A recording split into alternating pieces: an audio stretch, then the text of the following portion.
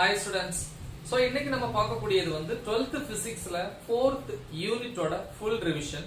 ஏற்கனவே first lesson ரெண்டா divide பண்ணி first half வந்து நம்ம ஒரு explanation கொடுத்திருந்தேன். எல்லா டாபிக்ஸ்மே important points. திருப்பி second half. அதே மாதிரி second யூனிட்ல வந்து ரெண்டு half ஸ்ப்ளிட் பண்ணி explain பண்ணியிருப்பேன்.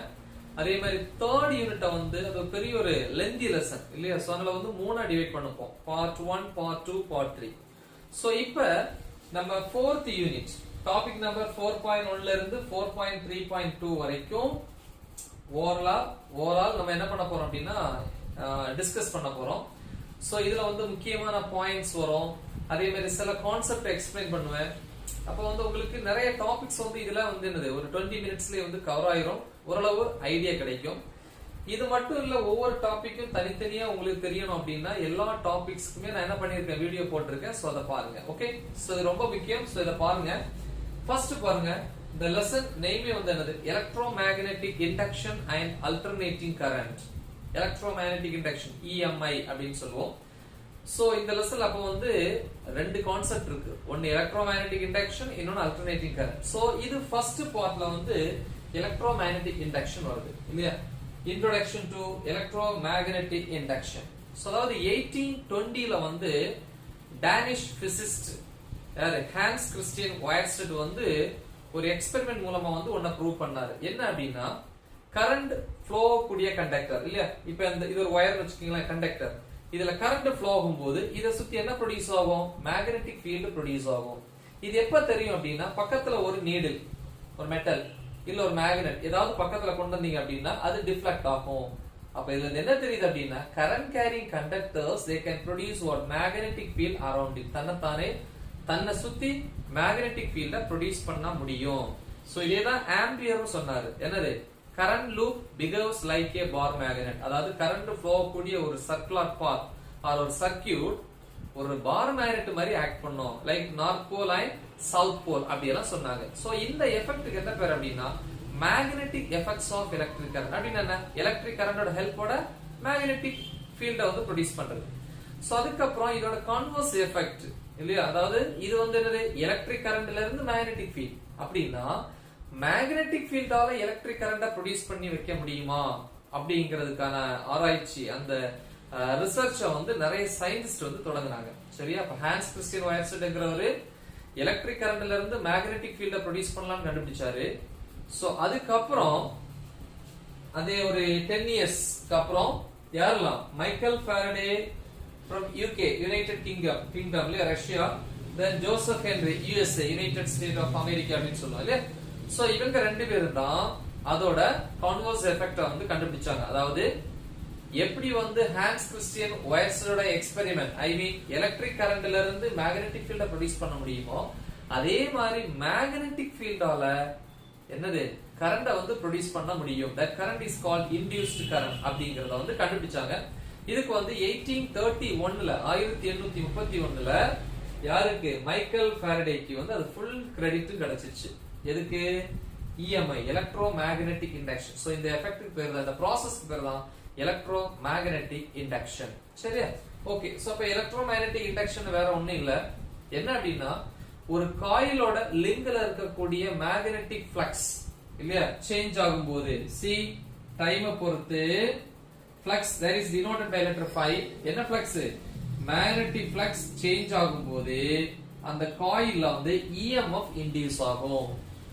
ஓகேவா? என்ன இன்டியூஸ் ஆகும், EMF வந்து இன்டியூஸ் ஆகும். then இந்த ஃப்ளக்ஸ் சேஞ்ச் ஆக அந்த இன்டியூஸ் ஆன EMF சேஞ்ச் ஆகும். so அப்ப that EMF is called induced EMF. so automatically வந்து அந்த கரண்டும் செட் அப் ஆகும். so that current is called induced current அப்படினு சொல்லிருக்கோம். சரியா? so anyway, so அப்ப வந்து கொடுக்கலாம், சொல்லலாம், அப்படி சொல்லலாம். whenever there is a change in magnetic flux linked with the coil and EMF is induced, so the EMF is called induced EMF and the current in the coil or induced in the coil is called induced current. Okay, so totally the process is called what, electromagnetic induction. சரி, the magnetic flux க்கு என்ன formula, first லெசன்ல electric flux க்கு என்ன formula படிச்சோம், இதே மாதிரி படிச்சோம். E vector dot dA vector, இங்க B vector dot dA vector. magnetic flux க்கு என்ன definition, number of magnetic field lines crossing per unit area. number of magnetic field lines crossing per unit area is called what? Magnetic flux. First lesson electric flux படிச்சிருப்போம். CB magnetic field இது வந்து area. Then இதோட units வந்து பாத்தீங்க அப்படின்னா Weber. Unit என்னது? Weber. Weber வந்து scientist name. So இது வந்து ஒரு என்ன quantity அப்படின்னா என்ன quantity? Scalar quantity. ஏன்னா dot product of two vector quantity is equal to a scalar quantity. இதை இன்னும் simplify பண்ணலாம், which is equal to integral A. அதாவது integration, that is nothing but addition இல்லையா? So B vector dot dA vector எப்படி எழுதலாம்? B into dA cos theta. இந்த B cos theta வெளியே எடுத்துட்டு dA வை integrate பண்ணா என்ன கிடைக்கும் அப்படின்னா simply BA cos theta அப்படின்னு கிடைக்கும். First lessonல EA cos theta, இங்க BA cos theta. சரி. Then Faraday's experiments on electromagnetic induction. Electromagnetic induction process வந்து explain பண்றதுக்காக அவர் ரெண்டு எக்ஸாம்பிள் சூஸ் பண்ணாரு. See the first one, ஒரு எக்ஸ்பெரிமெண்ட். இதுல என்ன பாருங்க, ஒரு காயில், ஓகே, ஒரு இண்டக்டன்ஸ் காயில், ஒரு கேலனோமீட்டர். கேலனோமீட்டர் எதுக்கு யூஸ் பண்ணுவோம்? ஒரு சர்க்யூட்ல ஃப்ளோ ஆகக்கூடிய கரண்ட் இண்டிகேட் பண்றதுக்கு, மெஷர் பண்றதுக்கு நம்ம கேலனோமீட்டர் யூஸ் பண்ணுவோம். பக்கத்துல வந்து பாத்தீங்கன்னா ஒரு பார் மேக்னெட். சோ இப்போ பாத்தீங்கன்னா இந்த பார் மேக்னெட் எப்படி இருக்கு? ரெஸ்ட்ல இருக்கு. ஸ்டேஷனரியா இருக்கும்போது கண்டிப்பா இந்த காயில்ல கரண்ட் இன்டியூஸ் ஆகாது. ஏன்னா நம்மளோட எய்மே என்னது? மேக்னெட்டிக் ஃபீல்டால எலக்ட்ரிக் கரண்ட ப்ரொடியூஸ் பண்றது. அதான் EMI, எலக்ட்ரோமேக்னெட்டிக் இண்டக்ஷன். அப்ப இது ஸ்டேஷனரியா இருந்துச்சுன்னா இங்க எந்த என்னது ஃபீல்டும் இன்டியூஸ் ஆகாது, எந்த ஃப்ளக்ஸ் இங்க சேஞ்ச் ஆகாது, அப்ப கரண்ட் இருக்காது. எப்ப இந்த மேக்னெட்டை மூவ் பண்ற பாருங்க, மூவ் டுவர்ட்ஸ் த காயில், அப்ப என்ன ஆகுதுன்னா இதுல இருக்கக்கூடிய மேக்னெட்டிக் ஃபீல்ட் லைன்ஸ் வந்து இதுல டிரான்ஸ்ஃபர் ஆகுது. அப்ப இந்த காயிலோட லிங்க்ல இருக்கக்கூடிய இந்த மேக்னெட்டிக் ஃப்ளக்ஸ் சேஞ்ச் ஆக இன்கிரீஸ் ஆக இந்த காயில்ல வந்து ஒரு கரண்ட் இன்டியூஸ் ஆகுது. that current is called induced current. என்ன current? induced current. But induced currentோட கேரக்டர் என்ன தெரியுமா? அந்த induced current ப்ரொடியூஸ் ஆனதுக்கு அப்புறம் உண்மையில அந்த induced current உருவாகிறதுக்கு காரணம் என்ன? இங்க இருந்து இங்க வந்து மேக்னெட்டிக் ஃபீல்ட். பட் இந்த காயில்ல induced current ப்ரொடியூஸ் ஆனதுக்கு அப்புறம் இந்த induced currentோட டைரக்ஷன் தான் உருவாக காரணமாக இருந்த அந்த மேக்னெட்டிக் ஃபீல்டோட டைரக்ஷன் என்ன பண்ணும்? அப்போஸ் பண்ணும். சரியா? சரிதான். அப்ப எப்ப வந்து மேக்னெட்டை மூவ் பண்றோமோ அப்பதான் இந்த காயில்ல வந்து என்ன ஆகும்? மேக்னெட்டிக் ஃப்ளக்ஸ் சேஞ்ச் ஆகும். அப்ப கரண்ட் வந்து இன்டியூஸ் ஆகும். that current is called induced current. so the process is called electromagnetic induction. so அப்ப இந்த சென்டர்ல இருக்கக்கூடிய அந்த நீடில் இந்த மாதிரி இந்த சைடு டிஃப்ளெக்ட் ஆகும். சென்டர்ல இருந்துச்சுன்னா நல் டிஃப்ளெக்ஷன், ஜீரோ டிஃப்ளெக்ஷன். திருப்பி இந்த மேக்னெட்டை வந்து நான் திருப்பி ரிட்டர்ன் கொண்டு போறேன் டுவர்ட்ஸ் ரைட், அப்ப இந்த நீடில் லெஃப்ட் சைடு ஆகும். அப்ப கரண்டோட டைரக்ஷன் சேஞ்ச் ஆகும், that is I. சோ அப்ப என்ன ஆகும்னா இந்த இன்டியூஸ்ட் கரண்ட் இந்த மேக்னெட்டிக் ஃப்ளக்ஸ் இந்த காயில்ல வந்து டிகிரீஸ் ஆகுறதையும் அப்போஸ் பண்ணும். சரி அப்படின்னு சொல்லிருப்பாங்க. தென் இது வந்து செகண்ட் எக்ஸ்பெரிமெண்ட். பாத்தீங்கன்னா ஒரு காயில், ஒரு பேட்டரி, ஒரு கீ. ஓகே, சோ பக்கத்துல இன்னொரு காயில். சோ இது பிரைமரி காயில், இது செகண்டரி காயில். இதுல ஒரு காயில் இருக்கு, ஒரு கேலனோமீட்டர். ஸ்டார்டிங்ல கேலனோமீட்டர்ல வந்து நீடில் சென்டர்ல இருக்கு, ஏன்னா அது நல் ரிஃப்ளெக்ஷன். ஓகே, இப்ப கீ ஓபன்ல இருக்கு. கீ என்னது? அது வேலை என்னது? சுவிட்ச் ஆன், சுவிட்ச் ஆஃப். கீ ஓபன்ல இருந்துச்சுன்னா இந்த சர்க்யூட்ல கரண்ட் ஃப்ளோ ஆகாது. அப்ப இத சுத்தி இந்த காயிலை சுத்தி மேக்னெட்டிக் ஃபீல்டோ ஃப்ளக்ஸோ ப்ரொடியூஸ் ஆகாது. அப்ப கரண்ட் இருக்காது. கேலனோமீட்டர் ஷோஸ் ஜீரோ டிஃப்ளெக்ஷன், அதான் நல் டிஃப்ளெக்ஷன் சென்டர்ல இருக்கும். எப்ப இந்த கீயை க்ளோஸ் பண்றீங்களோ, now the circuit is closed circuit. இப்ப இந்த காயில்ல வந்து என்ன ஆகும்? கரண்ட் ஃப்ளோ ஆகும். அதான் பிரைமரி கரண்ட், IP ன்னு சொல்லுவோம். அப்ப இத சுத்தி என்ன ஆகும்? மேக்னெட்டிக் ஃபீல்ட் ப்ரொடியூஸ் ஆகும். கரண்ட் இருந்துச்சுனா இத சுத்தி என்ன இருக்கும்? Magnetic field. இப்ப இந்த மேக்னெட்டிக் ஃபீல்ட் growth ஆகி பக்கத்து காயில்ல இன்டியூஸ் ஆகும். இப்ப இந்த காயிலோட லிங்க்ல இருக்கக்கூடிய மேக்னெட்டிக் ஃப்ளக்ஸ் டைமை பொறுத்து சேஞ்ச் ஆகும். அப்ப என்ன ஆகும்? இந்த காயில்ல கரண்ட் ப்ரொடியூஸ் ஆகும். that current is called induced current in the secondary coil. But இதோட வேலை என்ன தெரியுமா?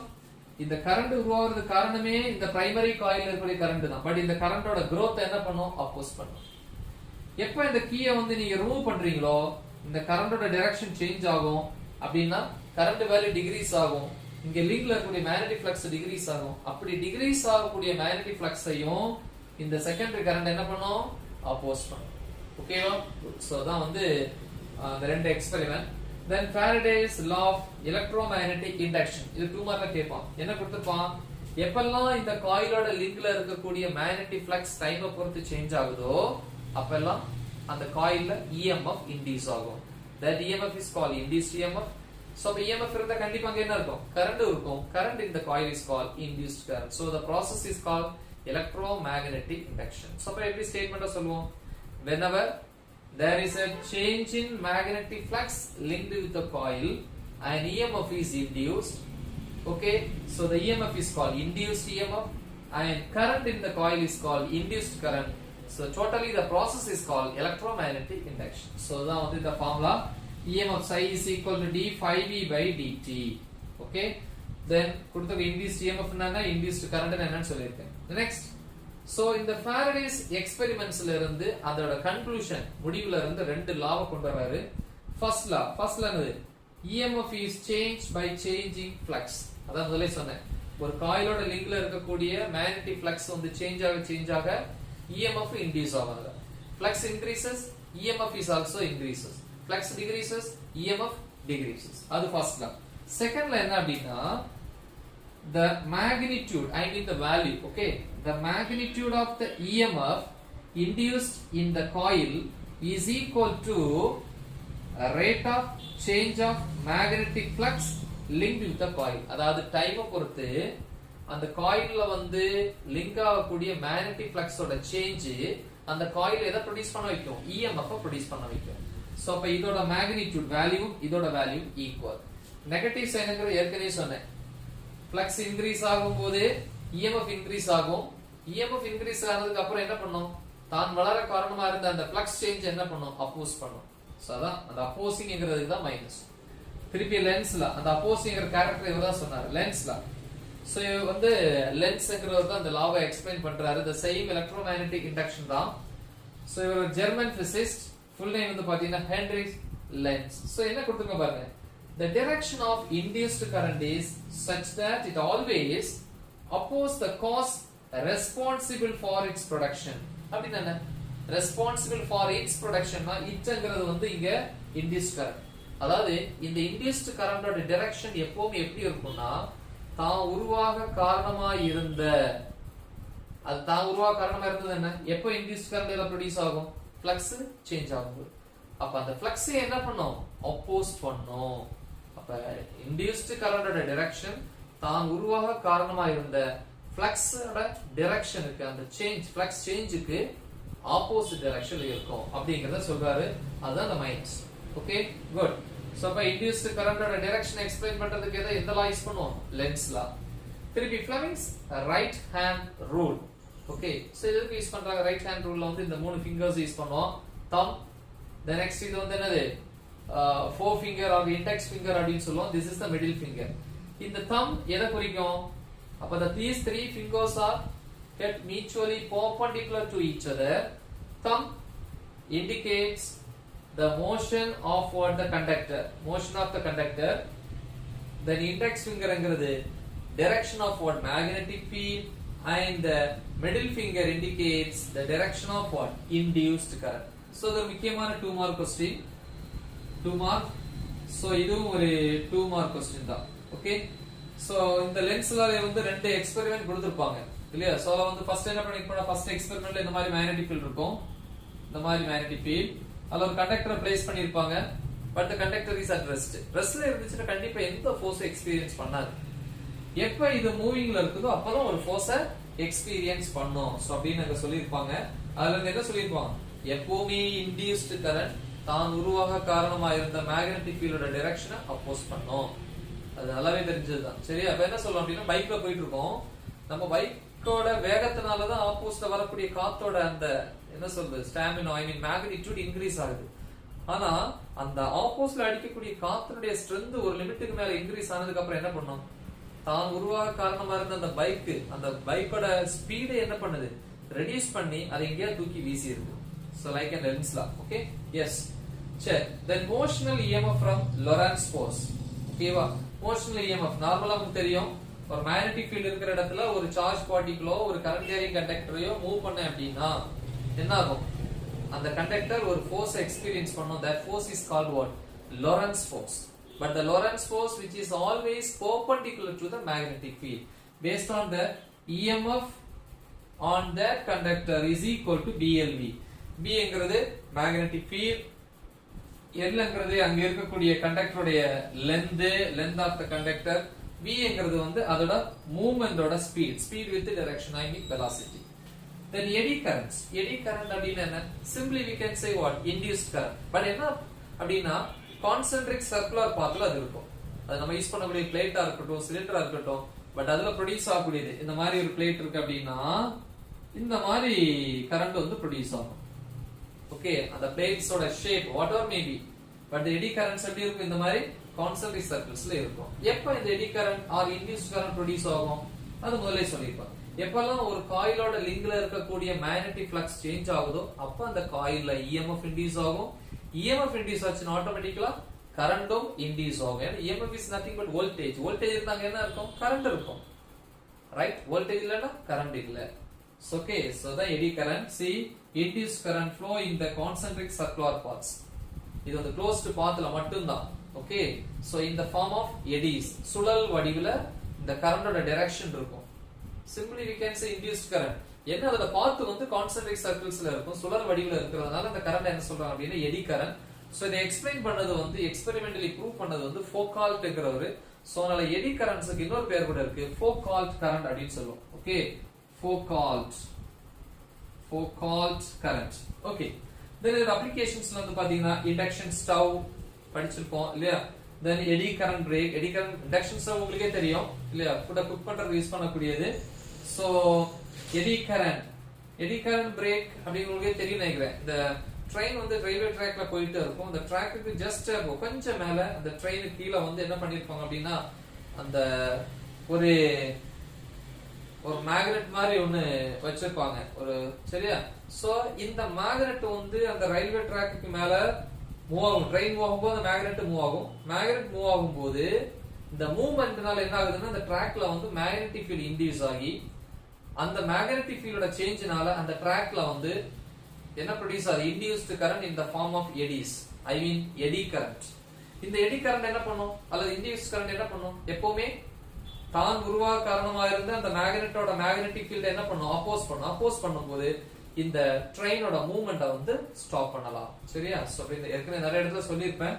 அதே மாதிரி எடி கரண்ட் டெஸ்டிங். சோ இந்த எடி கரண்ட் ஃப்ளோ கூடிய காயில வந்து ஒரு மெட்டல் பிளேட்டுக்கு பக்கத்துல கொண்டு வரீங்க. ஒருவேளை அந்த மெட்டல் பிளேட்ல வந்து ஃபிளாஸோ ஏர் பபிள்ஸ் இந்த மாதிரி ஏதாவது கிரியேட் ஆயிருச்சு அப்படின்னா அத பக்கத்துல கொண்டு வரும்போது நமக்கு அந்த டிஃப்ளெக்ட் ஆகி போகக்கூடிய அல்லது இந்த கான்சென்ட்ரிக் சர்க்கிள்ஸ்ல இருக்கக்கூடிய எடி கரண்டோட டைரக்ஷன்லயும் சரி அந்த பாத்லயும் சில டீவியேஷன் இருக்கும். அதை வச்சு அந்த பிளேட்ஸ்ல இருக்கக்கூடிய கிராக் எல்லாம் என்ன பண்ணுவாங்க? ஈஸியா அந்த ஃபிளாஸ் எல்லாம் ஈஸியா ஃபைண்ட் அவுட் பண்ணுவாங்க.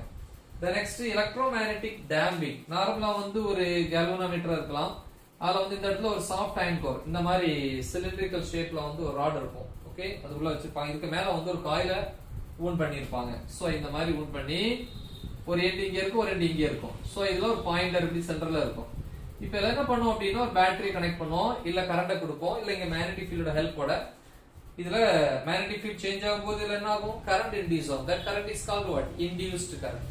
இப்போ இந்த இன்டியூஸ்ட் கரண்ட் என்ன பண்ணும்? மேக்னெட்டிக் ஃபீல்டோட இதனால என்ன ஆகுது? நீடில் வந்து டிஃப்ளெக்ட் ஆகுது. இப்போ என்ன ஆகுது? இந்த சாஃப்ட் அயன் கோருக்கும் இந்த மேக்னெட்டிக் ஃபீல்டுக்கு இடையில வந்து என்ன ஆகுது அப்படின்னா ஒரு ரிலேட்டிவ் மோஷன் இருக்குது. இந்த ரிலேட்டிவ் மோஷனால அங்க எடி கரண்ட் ப்ரொடியூஸ் ஆகுது இந்த ஃபார்ம் ஆஃப் எடிஸ். இப்போ இந்த எடி கரண்ட் என்ன பண்ணும்னா இந்த நீடிலோட டிஃப்ளெக்ஷனை அப்போஸ் பண்ணி திருப்பியும் ஜீரோ கொண்டு வந்துடும். ஐ மீன் டெட் பீட் கேல்வனோமீட்டர், அசைவு இல்லாம இருக்கக்கூடிய கேல்வனோமீட்டர். சோ அந்த மாதிரி இருக்கு. இந்த எடி கரண்ட் வந்து யூஸ் பண்ணுவாங்க. எடி கரண்டோட வேலையை அப்படிதான், நம்ம செய்யக்கூடிய வேலையை வந்து அப்போஸ் பண்றது அதோட வேலை. சோ இதோட டீடைல் எக்ஸ்பிளனேஷன் நம்ம புக்ல இருக்கு, உங்களுக்கு எக்ஸ்பிளைன் பண்ணியிருப்பேன். The next self induction. Self induction என்ன? நமக்கு நாமே இன்டியூஸ் பண்ணிக்கூடியது இல்லையா? See ஷார்ட்டா கொடுத்திருப்பேன். Process of produced induced what? EMF in the coil by changing current. அதாவது ஒரு காயிலோட அல்லது ஒரு காயில்ல ஃப்ளோ ஆகக்கூடிய கரண்டோட வேல்யூ சேஞ்ச் ஆகும்போது அந்த காயில் என்ன ஆகும்? EMF வந்து இன்டியூஸ் ஆகும். சோ இந்த ப்ராசஸ்க்கு பேர் தான் செல்ஃப் இண்டக்ஷன் இல்லையா? என்ன டயக்ராம் போட்டுக்கலாம். இது ஒரு காயில், இங்க ஒரு பேட்டரி பிளேஸ் பண்ணோம், வேணா ஒரு கீயை க்ளோஸ் பண்ணும்போது பேட்டரியில இருந்து கரண்ட் ஃப்ளோ ஆகும். இந்த கரண்ட் ஃப்ளோ ஆகும்போது என்ன ஆகுது? இந்த காயில்ல வந்து மேக்னெட்டிக் ஃபீல்ட் ப்ரொடியூஸ் ஆகும். இந்த magnetic field linked with the coil change ஆகும்போது ஆட்டோமேட்டிக்கலா இந்த காயில்ல EMF வந்து இன்டியூஸ் ஆகும். that EMF is called induced EMF. ஓகேவே, எல்லாத்துக்குமே காமன் எலக்ட்ரோமேக்னெட்டிக் இண்டக்ஷன் தான். இப்ப செல்ஃப் இண்டக்ஷன்ங்கிறது ஒரு காயில்ல கரண்ட் ஃப்ளோ ஆகும்போது அதே காயில்ல EMF இன்டியூஸ் ஆயிடுச்சு அப்படின்னா அதுக்கு பேரு செல்ஃப் இண்டக்ஷன். மியூச்சுவல் எடுத்து பார்ப்போம். அதுக்கு ஒரு காயில்ல கரண்ட் ஃப்ளோ ஆகும்போது இன்னொரு காயில்ல வந்து EMF இன்டியூஸ் ஆயிடுச்சு, அதுக்கு பேர் என்னது? Mutual induction. சோ இதெல்லாம் மியூச்சுவல் தான். ஓகேவா? then self inductance of a long solenoid. ஒரு டீடைல் क्वेश्चन நம்ம வீடியோ போட்டுருக்கோம், படிச்சிருப்பீங்க. then one more thing, இங்க என்ன சொன்னேன்? இந்த காயில்ல வந்து கரண்ட் இன்கிரீஸ் ஆகுது இல்லையா? கரண்ட் இன்கிரீஸ் ஆக இதுல லிங்க்ல இருக்கக்கூடிய மேக்னெட்டிக் ஃப்ளக்ஸோட வேல்யூ இன்கிரீஸ் ஆகும். அப்ப current increases, magnetic flux increases. Magnetic flux increase ஆகும்போது ஆட்டோமேட்டிக்கலி EMF இன்டியூஸ் ஆகும். இதை ஈக்குவல்ட்டா மாத்தும்போது ஒரு கான்ஸ்டன்ட் இன்கிரீஸ் பண்ணுவோம், that is L into 5. இந்த L க்கு பேரு தான் இண்டக்டன்ஸ். ஆக்சுவலா இந்த காயிலுக்கு பேரு இண்டக்டர். அதோட வேலை என்ன? எனர்ஜி வந்து ஸ்டோர் பண்றது. எதை ஸ்டோர் பண்ணும்? எந்த எனர்ஜி ஸ்டோர் பண்ணும்? எலக்ட்ரோஸ்டாட்டிக் பொட்டன்ஷியல் எனர்ஜியை எலக்ட்ரோமேக்னெட்டிக் எனர்ஜியா கன்வெர்ட் பண்ணி ஸ்டோர் பண்ணும் ஒரு இண்டக்டர். சோ அப்ப L ங்கிறது inductance, it is a constant. I is equal to L5. இதுல இருந்து L is equal to, okay sorry இது ஃபார்முலா மாத்தி எழுதுவோம். அப்ப ஃப்ளக்ஸ் இன்கிரீஸ் ஆகுது இல்லையா? phi is directly proportional to I. அப்ப இதுல இருந்து phi is equal to Li. from that L is equal to phi by I. ஓகேவா? சோ அப்ப ஒருவேளை இதுல ஃப்ளோ கூடிய கரண்டோட வேல்யூ 1 ஆம்பியரா இருந்துச்சுன்னா அப்ப 1 ஆம்பியர் கரண்ட் ஃப்ளோ ஆகும்போது இந்த காயில்ல ப்ரொடியூஸ் ஆகக்கூடிய ஃப்ளக்ஸோட வேல்யூ என்னவோ அதுதான் self inductance or coefficient of self induction. So formula இருக்கு, அந்த டெரிவேஷன்ல வந்து வரக்கூடிய ஃபார்முலா. the next அது கூடவே வரக்கூடிய இன்னொரு part, energy stored in an inductor. ஒரு இண்டக்டர்ல வந்து எனர்ஜி எப்படி ஸ்டோர் ஆகும்? எலக்ட்ரோமேக்னெட்டிக் எனர்ஜியா ஸ்டோர் ஆகும். சோ அது முக்கியமான ஒரு 3 மார்க் क्वेश्चन வீடியோ போட்டுருப்பேன். சோ என்னது? எனர்ஜி லெட்டர் U, அது மேக்னெட்டிக் எனர்ஜி ஸ்டோர் ஆகுறதுனால UB is equal to half LI². ஐங்கிறதுல ஃப்ளோ கூடிய கரண்ட், Lங்கிறது வந்து அந்த காயிலோட inductance, constant value, self inductance value. Okay, so ஓரளவு இதை எக்ஸ்பிளைன் பண்ணிருப்பேன்னு நினைக்கிறேன். சோ நல்லா தெளிவா பாருங்க. நமக்கு டைம் இருந்தா ஒரு 1 hour 2 hours கூட எக்ஸ்பிளைன் பண்ணலாம். பட் இது வீடியோங்கிறதுனால ஒரு 20 minutes தான் மேக்ஸிமம். சோ பாருங்க, இன்னும் இந்த லெசனை 2 பார்ட்டா பிரிச்சிருக்கேன். இதுக்கு அடுத்து வரக்கூடிய 2 பார்ட்டையும் தெளிவா பாருங்க. அந்தந்த பர்டிகுலர் டாபிக்கோட வீடியோவையும் நீங்க என்ன பண்ணுங்க, எடுத்து பாருங்க, பிராக்டிஸ் பண்ணுங்க. ஓகே, உங்க ஃப்ரெண்ட்ஸ்க்கு இதை ஷேர் பண்ணுங்க. All the best. தேங்க்யூ.